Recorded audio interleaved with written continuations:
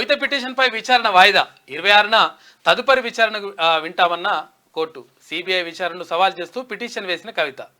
CBI విచారణను సవాల్ చేస్తూ బీఆర్ఎస్ ఎమ్మెల్సీ కల్వకుంట్ల కవిత దాఖలు చేసిన పిటిషన్పై విచారణను ఢిల్లీ రౌస్ రెవెన్యూలోని సిబిఐ స్పెషల్ కోర్టు వాయిదా వేసింది.